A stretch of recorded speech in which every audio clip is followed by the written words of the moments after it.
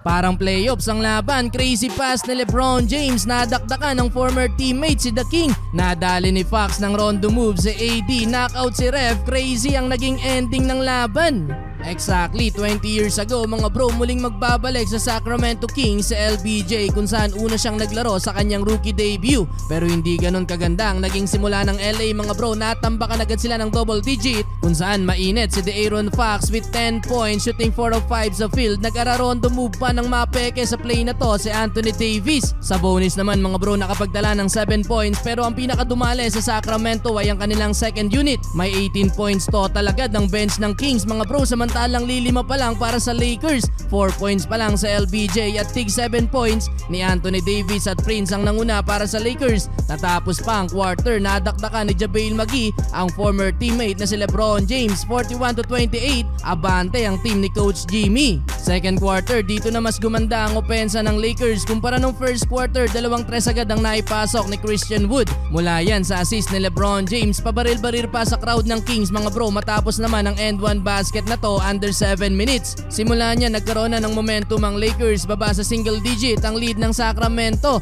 Alat pa din si Austin Reeves at wala pa din sa hulog mga bro, 1 of 10 lamang sa field. Anthony Davis naman nangalabaw na sa ilalim, 6 straight points under last 2 minutes, 15 points for AD.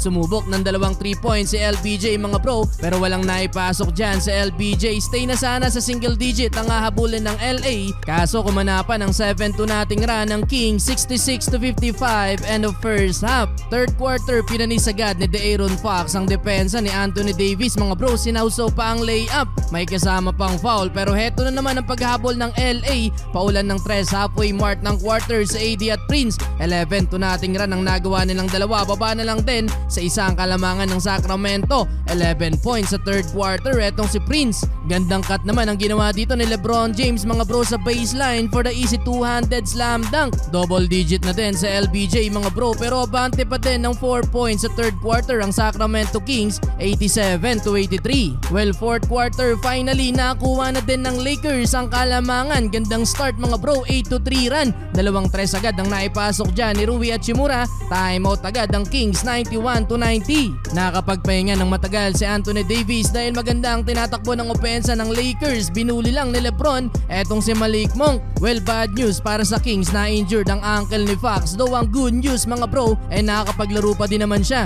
Na-knockout naman ni Anthony Davis mga bro ang isang referee nang ma-foul ni Sabonis. Well, under 5 minutes, balik ulit sa home team ang kalamangan. Fourth quarter, Fox na mga bro, pasok ang 3-pointer, 108-104. Under last 2 minutes mga bro, nagbatuhan pa ng 3 points atong si Murray at D'Lo. Pangtabla pa itong ginawang slam dunk ni Anthony Davis. Kaso nga lang itong si Vincent mga bro, nakapag-commit ng crucial foul na nawi sa dalawang free throw ni Fox. Pero buti na lang mga bro, naitabla ni LBJ sa 1:15 ng laban. At dahil sa basket na yon mga bro, nauwi pa sa overtime ang laban.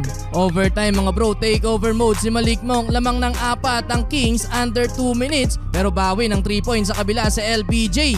Yun nga lang mga bro, masakit-sakit yung naibitawang tres ni Malik Monk under last 2 minutes, 127-123. Tila naging pandagger na din etong 3 points ni Kevin Huerter mga bro, at sa dulo talo ang Lakers.